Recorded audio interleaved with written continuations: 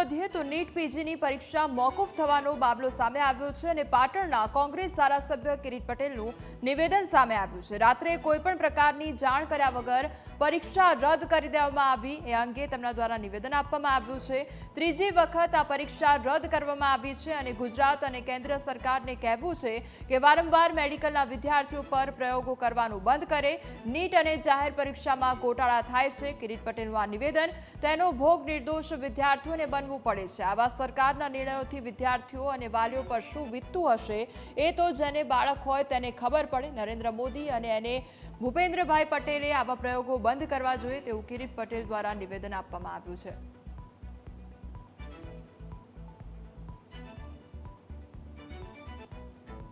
પરીક્ષા રદ કરવામાં આવી છે। સંવેદનશીલ સરકાર પોતાની જાતને માને છે ત્યારે મારે મીડિયાના માધ્યમથી ગુજરાત અને કેન્દ્ર સરકારને કહેવું છે કે વારંવાર મેડિકલના અને ગુજરાતના વિદ્યાર્થીઓ દેશના વિદ્યાર્થીઓ સાથે પ્રયોગો કરવાનું બંધ કરો।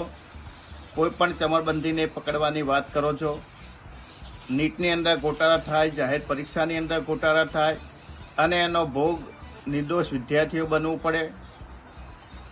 રાતો સુધી, દિવસો સુધી, મહિનાઓ સુધી વિદ્યાર્થીઓ મહેનત કરી અને ડૉક્ટર બનવાની પીજીની અંદર એડમિશન લેવાની મહેનત કરી હોય ત્યારે સરકારના આવા નિર્ણયથી આવા વિદ્યાર્થીઓને વાલીઓ પર શું વીતવું જોઈએ એ